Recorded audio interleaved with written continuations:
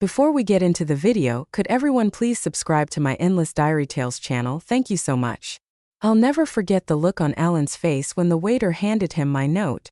Pure panic washed over him like a tidal wave, his coffee-colored eyes widening to the size of saucers.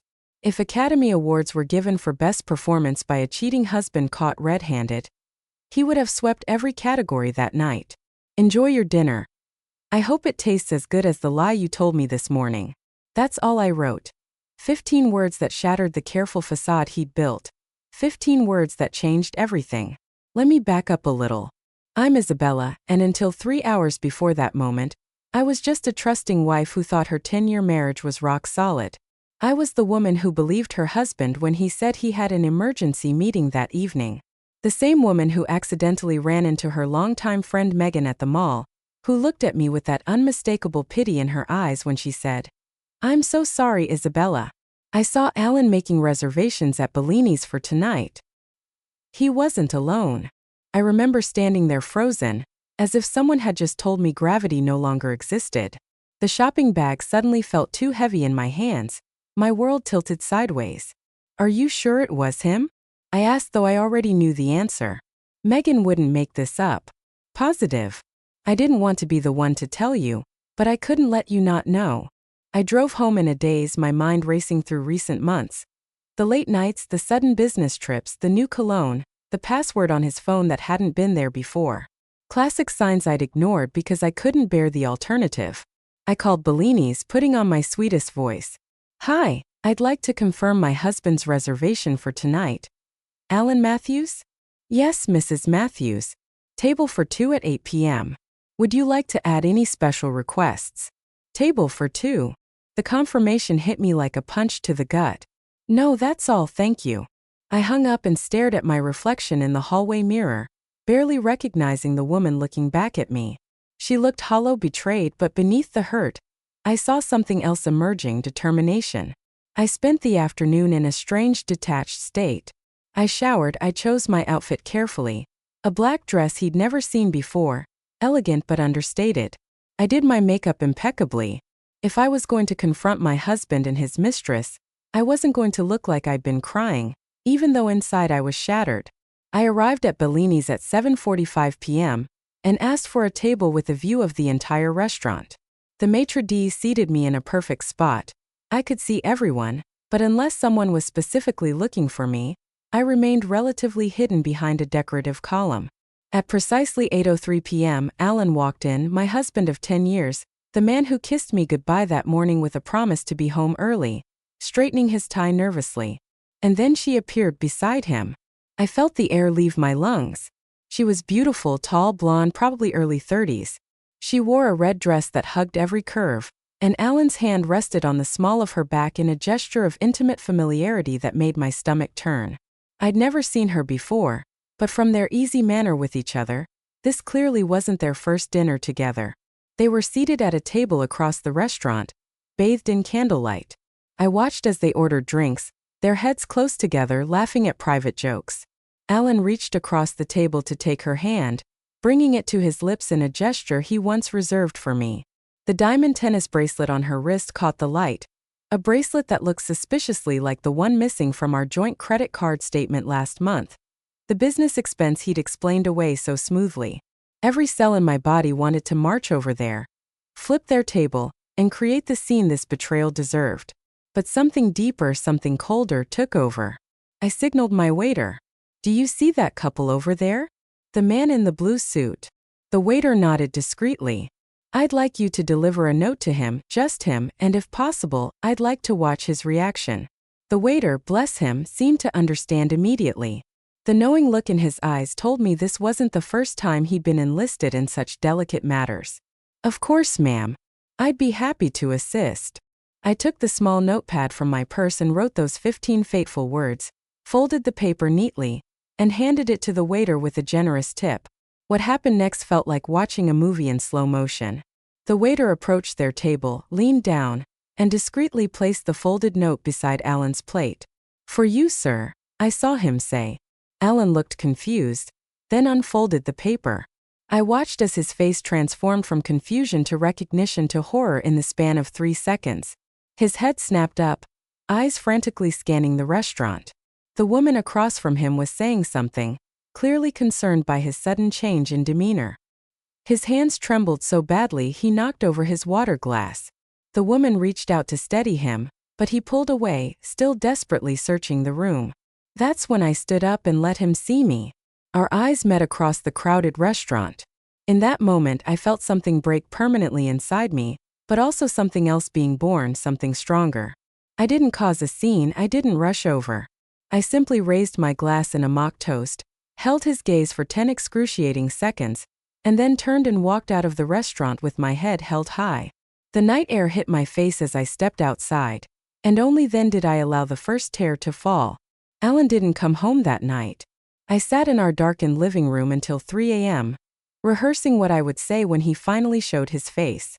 The anger I'd felt in the restaurant had crystallized into something harder, colder, more dangerous. My phone buzzed constantly with his messages. Isabella, please let me explain. It's not what you. I think I made a terrible mistake. Please answer your phone. I love you, only you. Each text message felt like salt in an open wound. 10 years of marriage reduced to desperate cliches typed with trembling thumbs. Around 4 a.m., I finally fell into a restless sleep on the couch. I woke to the sound of keys in the door at dawn.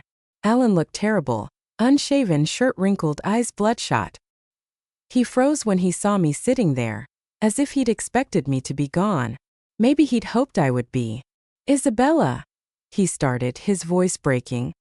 Who is she? My voice sounded strange to my own ears, calm, too calm. She's nobody, just someone from work. It didn't mean anything. I laughed, then a harsh, brittle sound that seemed to physically hurt him. Try again, Alan. The bracelet you bought her looks exactly like the one I pointed out at Tiffany's for our anniversary. The one you said was too expensive for me. His face crumbled. I can explain that. How long? He stared at the floor. 6 months. 6 months, half a year of lies while I was planning our vacation to the Amalfi Coast, while I was nursing him through that flu in February, while I was organizing his surprise birthday party. He was with her. Do you love her? The question burned my throat. His hesitation told me everything. I don't know what I feel anymore. Something inside me hardened further. Well, that makes 2 of us. What followed was the kind of argument that changes you forever. The kind where truths long buried rise to the surface like corpses in a flood. You've been distant for years, he accused. Always busy with your career, never making time for us. Don't you dare turn this around on me. I fired back. I built my career while still remembering your mother's birthday every year, and making sure we had dinner together 4 nights a week. I made time. You just didn't want it. It's not that simple. It is that simple. You made thousands of tiny choices that led you to her bed. Each one was a betrayal. Hour after exhausting hour, we stripped away the veneer of our marriage, exposing the rot underneath. The respect I once had for him disintegrated with each pathetic excuse, each blame-shifting comment. I never meant to hurt you, he said finally when there was nothing left to say. That's the worst part, I replied. You never even considered me enough to think about whether I'd be hurt. He moved into the guest room that day. We existed in a Cold War state for 2 weeks, passing like ghosts in our own home, communicating only when absolutely necessary. I watched him watching me, waiting for me to break down, to beg him to work things out, to suggest counseling. That's what the old Isabella would have done. But this new Isabella was different. This Isabella was quietly gathering information. I found her name in his phone. Vanessa Parker, executive at a competing firm. I discovered their text history went back nearly a year, not 6 months. I uncovered hidden apps on his phone where they'd exchanged messages. Photos I wish I could unsee. I found hotel receipts, dinner charges, weekend getaways carefully disguised as business trips. The betrayal was more comprehensive than I'd imagined. More deliberate, more cruel. I learned that he'd told her I was cold, unloving, career-obsessed, that our marriage had been over in all but name for years, and that he was just waiting for the right time to leave me. The night I discovered this last piece of information, I finally broke down. Not quiet tears, but gut-wrenching sobs that left me gasping for air. Curled up on the bathroom floor, I cried for the woman I had been. Trusting, devoted, blind. I cried for the future I thought we had. I cried until there was nothing left. And then, in that strange empty space that follows complete emotional collapse, clarity arrived. This wasn't just about Alan's infidelity. This was about my dignity, my self-worth, my future. The next morning, Alan found me at the kitchen table, calmly drinking coffee. He approached cautiously, like someone approaching a wild animal. Isabella, I've been thinking maybe we could try counseling. I looked at him, really looked at him, and saw not the man I'd loved for a decade, but a stranger, a coward who'd lived a double life and was now scrambling to maintain his comfortable existence. I think it's too late for that, I said quietly. Please don't make any rash decisions, he pleaded. I've ended things with Vanessa completely. I want to make this work with you. I almost felt sorry for him then, almost. Tell me something, Alan. Did you end things with her because you realized you love me? Or because you're afraid of losing half of everything you own? His hesitation was my answer. That's what I thought. I stood up, taking my coffee cup to the sink. By the way, she called the house last night. Apparently, she's not as convinced as you are that things are over. The color drained from his face. What? When? What did she say? Oh, we had quite the illuminating conversation, I replied, enjoying the panic in his eyes. She seems to think you two had some kind of future planned. Funny, since you just told me you ended things. Isabella, she's lying. Save it. I raised my hand. You know what's interesting? She didn't know I existed, not really. You told her we were separated, living separate lives under one roof, waiting for the right time to file for divorce. He sank into a chair, head in his hands. I can explain. You've explained enough. I moved toward the door, grabbing my purse. I'm going out. Don't wait up. As I closed the door behind me, I heard the sound of something shattering against the wall, the beginning of his realization that this time, his charm and excuses wouldn't save him. They say revenge is a dish best served cold. What they don't tell you is how much preparation goes into creating that perfect ice-cold serving. While Alan thought I was falling apart, I was methodically putting together the pieces of my new life and his undoing. First, I contacted Jennifer, my college roommate, who had become one of Seattle's most ruthless divorce attorneys, met for lunch at a small cafe far from my usual haunts. You need to document everything, she advised over salads we both merely picked at. Bank statements, credit card records, text messages. Anything that shows the timeline and extent of his affair. Washington is a no-fault state, but evidence of infidelity can influence property division if you can prove he used marital assets to fund the affair. I smiled faintly, like a $12,000 tennis bracelet. Exactly like that. She nodded approvingly. And Isabella, don't move out of the house no matter how uncomfortable it gets. It can complicate property claims. That evening, I created a new email account and began forwarding myself screenshots, photos of receipts, bank statements, building my case meticulously. Every night after Alan fell asleep, I'd slip into his home office and photograph documents, download statements, copy files. I discovered offshore accounts I never knew existed, investments made without my knowledge, a pattern of financial deception that paralleled his emotional betrayal. But the most important discovery came 3 weeks after the restaurant incident. While searching through old tax documents in our storage room, I found a folder labeled Meridian Acquisition Private. Inside was a series of documents outlining Alan's plan to orchestrate a hostile takeover of a smaller firm, Meridian Technologies, using insider information obtained through his relationship with Vanessa, who worked for Meridian's parent company. I sat back on my heels, heart pounding. This wasn't just infidelity. This was corporate espionage, potentially illegal activity that could destroy not just his marriage but his career and reputation. I carefully photographed every page, then returned the folder exactly as I'd found it. The next day, I called my brother Michael, who worked for the SEC. I need hypothetical legal advice, I said when he answered. Those are my favorite kinds of conversations with family members, he replied dryly. Go on. I outlined the situation without names, describing the documents I'd found. Michael's voice grew serious. Isabella, if what you're describing is accurate, this person could be facing serious securities fraud charges. The SEC takes this kind of insider trading extremely seriously. What kind of penalties are we talking about? Substantial fines, potentially criminal charges depending on the extent. Definite end of career in finance, possible jail time. He paused. Why are you asking these very specific hypothetical questions? Just research for a novel I'm thinking about writing. I lied smoothly. Thanks for the insight. With this new information, I began constructing a three-pronged plan. First, financial protection. I quietly moved half of our joint savings into a new account in my name only, an amount I could legally justify as my portion of marital assets. I consulted with a financial advisor about protecting my own investments and credit. Second, professional leverage. I compiled a dossier of Alan's corporate espionage activities, not to submit to authorities yet, but to hold in reserve a nuclear option. Third, and this was the part that gave me a grim satisfaction, I arranged to meet Vanessa. I chose a quiet hotel bar downtown neutral territory. She arrived 15 minutes late, sliding into the booth across from me with a mixture of defiance and curiosity on her face. I wasn't sure I should come, she said, signaling the waiter for a drink. Yet here you are, I replied, studying her up close. She looked younger, her confidence more fragile than it had appeared in the restaurant. What do you want? Isabella, to threaten me?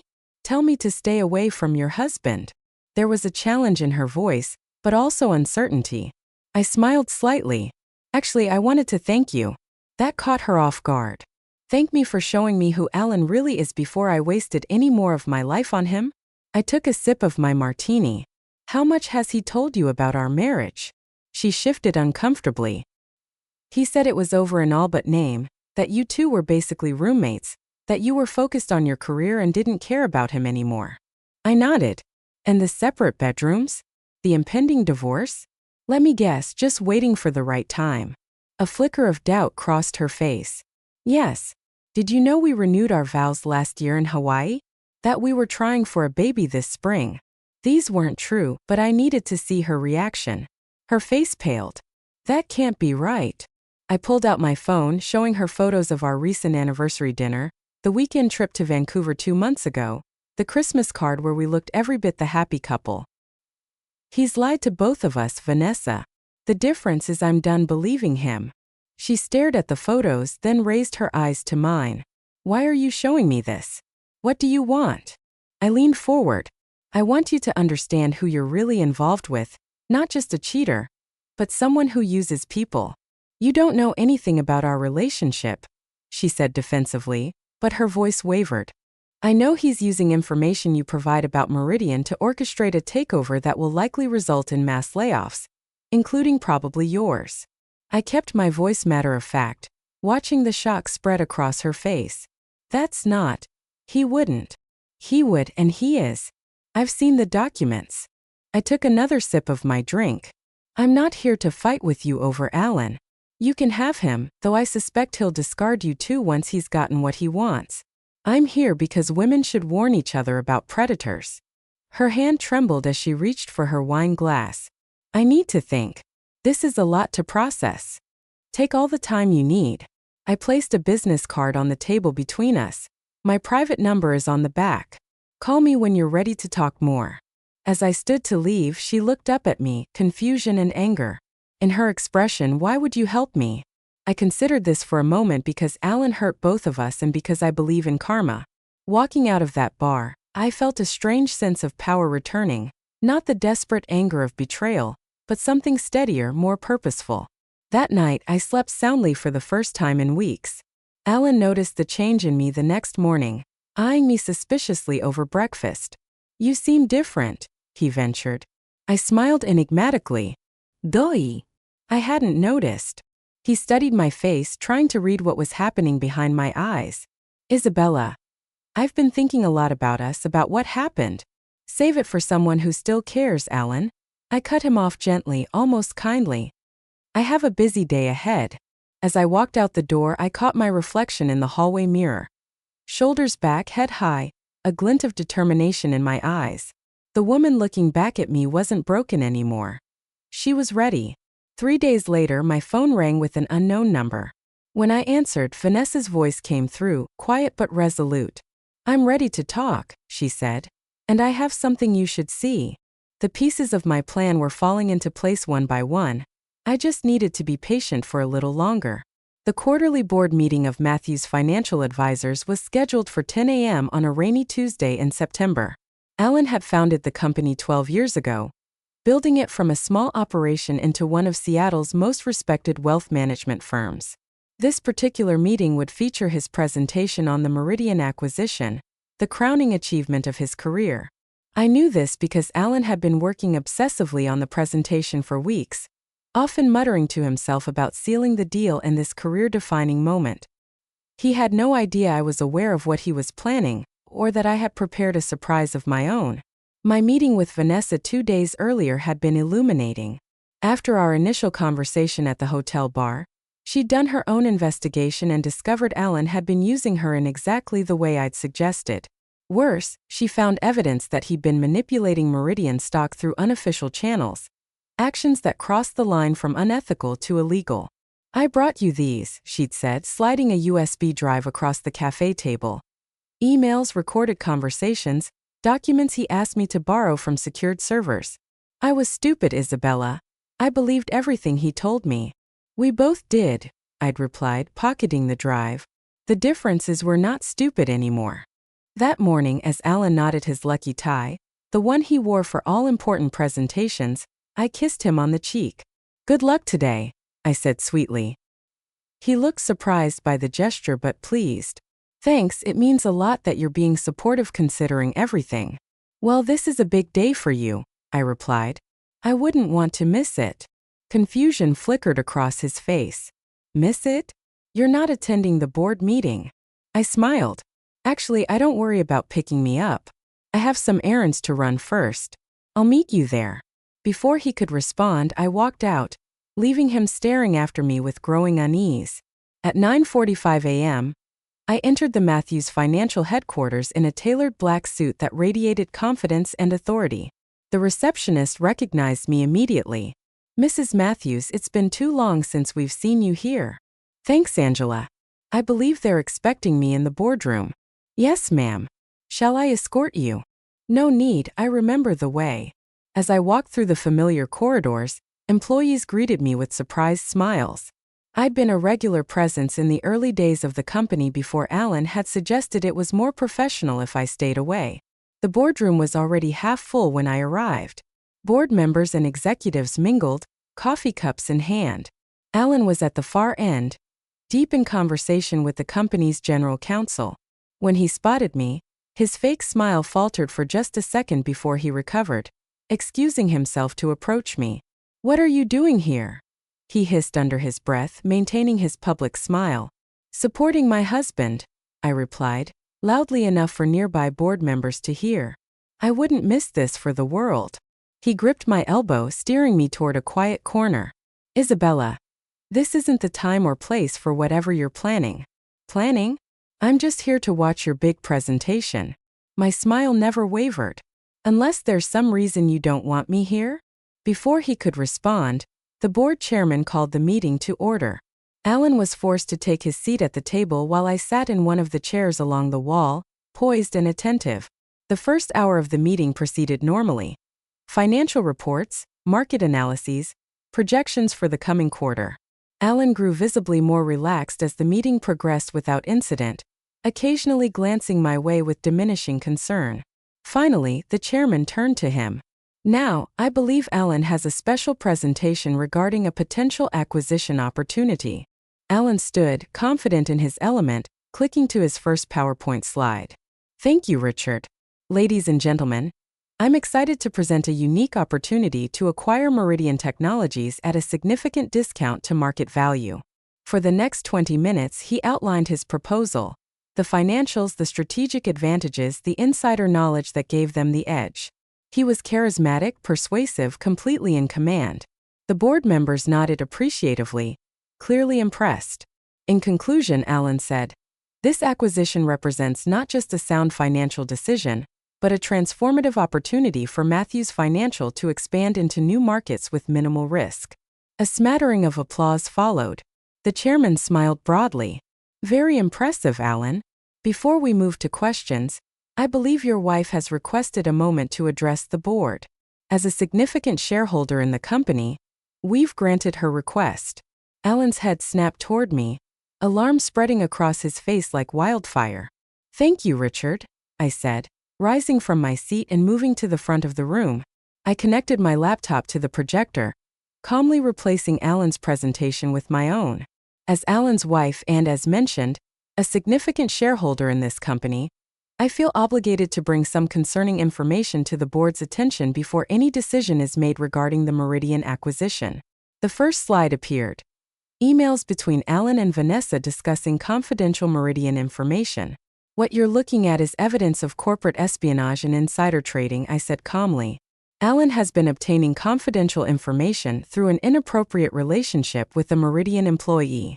Gasps echoed around the table. Alan half rose from his chair. This is ridiculous. Isabella is clearly trying to. Please let me finish, Alan, I interrupted smoothly. I have documented evidence of at least 17 instances where you used non-public information to position Matthews financially advantageously prior to this acquisition attempt. I clicked through to the next slides. Bank transfers, recorded conversations, the documents Vanessa had provided. Furthermore, the SEC has been provided with the same information as of 8 a.m. this morning. I continued, watching the color drain from Alan's face. The general counsel leaned forward.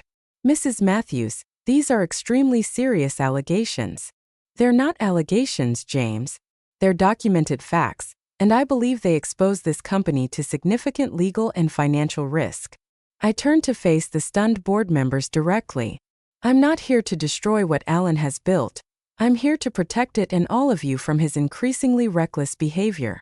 Alan finally found his voice. This is absurd. She's making this up because of personal issues between us. Personal issues? I raised an eyebrow. You mean your affair with Vanessa Parker, the same Meridian employee who provided you with this insider information? The affair you funded with company resources. I clicked to another slide showing expense reports, hotel charges, gifts, all billed to the company. The room fell silent. Alan looked around desperately, finding no allies among the shocked faces of the board. I move that we suspend this acquisition discussion pending a full internal investigation, said one of the older board members, breaking the silence. Seconded, said another. Immediately, the chairman cleared his throat. Alan, I think you should step out while the board discusses this matter privately. This is my company. Alan protested, desperation edging into his voice. A company with shareholders, legal obligations, and a reputation to protect. The chairman replied firmly. Please wait outside. As Alan stormed out, throwing me a look of pure hatred, I gathered my things calmly. Mrs. Matthews, the general counsel began. As I prepared to leave, I assumed you have copies of all this documentation. I handed him a sealed envelope. Everything's in here, James. I suggest you review it quickly. The SEC won't wait long. Walking out of that boardroom was the most powerful moment of my life. In the hallway, Alan stood waiting, his face contorted with rage. You've destroyed everything, he hissed as I approached. Was this your plan all along? To humiliate me, ruin me? I stopped, considering him with a calm I genuinely felt. No, Alan, this was your plan. You destroyed everything the moment you decided to lie to me, to Vanessa, to the board, to yourself. I just made sure you couldn't take everyone else down with you. They'll never prove anything, he said, but uncertainty had crept into his voice. I smiled slightly. Vanessa kept records of everything, Alan. Everything. She's cooperating fully with the SEC. It's over. As I walked away, he called after me, his voice breaking. Isabella, you can't just leave. We need to talk about this. I turned back one last time. We're beyond talking, Alan. Check your email. My lawyer will be in touch about the divorce. Don't come home tonight or ever again. The rain had stopped when I stepped outside, the sun breaking through the clouds. I took a deep breath of fresh air, feeling lighter than I had in months. My phone buzzed with a text from Jennifer. Just got word from my contact at the SEC. They're moving forward with the investigation. You did it. I slid into my car, looking back at the company building where Alan's career was imploding in real time. I felt no joy in his destruction, only relief that this chapter of my life was finally closing. As I drove away, I realized I was smiling, Not because of what I'd done to Alan, but because of what I'd done for myself. I'd reclaimed my power, my dignity, and my future, and that was worth everything. 6 months later, I sat on the balcony of my new apartment overlooking Puget Sound, sipping morning coffee and watching ferry boats cross the water in the early light. The divorce had been finalized 3 weeks earlier, quick by normal standards, but Alan had been in no position to contest anything once the SEC investigation began in earnest. The headlines had been brutal. Matthew's financial founder faces SEC charges in insider trading scandal, financier's double life, affairs, espionage, and fraud. Matthew steps down as CEO amid federal investigation. I avoided the media frenzy as much as possible, declining all interview requests and keeping a low profile. There was no satisfaction in watching Alan's public humiliation, only a quiet vindication that truth had finally prevailed. The terms of our divorce settlement were more than fair. I took only what was legally mine. Half our marital assets minus the funds he'd spent on Vanessa, plus a small ownership stake in the company, which was now being run by the board until a permanent CEO could be appointed. Alan himself was facing multiple federal charges. Ridges had been released on bail pending trial. According to mutual friends, he'd aged a decade and 6 months, haunted, diminished, a shadow of the confident man I'd married. I felt strange thinking about him now, not with the searing pain of betrayal, but with a detached sort of sadness for what could have been, for what we'd lost, for who I'd thought he was. My phone chimed with a text from Vanessa. Just finished my SEC deposition. Thought you should know they offered me immunity for full cooperation. It's finally over. Vanessa and I had developed an unlikely alliance through this ordeal, not friendship exactly, but a bond forged in the crucible of shared betrayal. She'd moved to Chicago to start fresh, and I wished her well. I texted back, "Congratulations. Time for both of us to move forward." Moving forward, that had been my mantra these past months. Not forgetting, not pretending the pain hadn't happened, but refusing to let it define my future. I'd started consulting for small investment firms, using my financial background in ways that felt meaningful. I'd reconnected with old friends and started painting again, a passion I'd abandoned years ago when Alan suggested it was just a hobby. Last week, I'd even agreed to dinner with a literature professor I'd met at a gallery opening. The evening had been pleasant, comfortable, not earth-shattering romance, but a gentle reminder that my heart wasn't permanently closed. My therapist said that was progress. She'd been helping me understand that what happened wasn't a reflection of my worth, but of Alan's character flaws. Some days I believed her. Some days the doubt still crept in. A gentle knock on my door interrupted my thoughts. It was the delivery I'd been waiting for. A package containing my new business cards. I opened the box and ran my finger over the embossed letters. Isabella Matthews, financial ethics consultant. The irony wasn't lost on me. From betrayed wife to ethics consultant, life had a strange way of creating purpose from pain. My phone rang. Jennifer calling with updates on the final legal loose ends. As I answered, I caught my reflection in the window glass. The woman looking back at me wasn't the same person who had sent that fateful note in the restaurant. She was stronger, wiser, more self-possessed. She had weathered a storm that should have broken her, and instead had been forged by it. That evening, I wrote a letter I never intended to send. Alan, I've been thinking about that night at the restaurant. How something as simple as a note on a piece of paper could break open the elaborate deception we were both living in. You and your affair, me and my illusion of a faithful marriage. I don't hate you anymore. Hatred requires an investment of emotion. I'm no longer willing to make where you're concerned. Instead, I've come to see our ending as inevitable, not because love can't last, but because what we had wasn't really love at all. It was a performance, a transaction, a habit.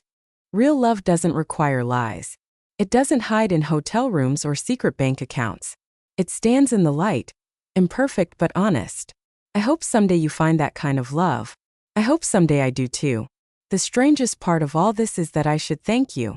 Your betrayal forced me to find a strength in myself I never knew existed. It pushed me to rebuild my life on my terms, not yours or anyone else's. So I guess what I'm saying is that note I sent you changed both our lives forever, and despite everything I wouldn't take it back. Goodbye, Alan.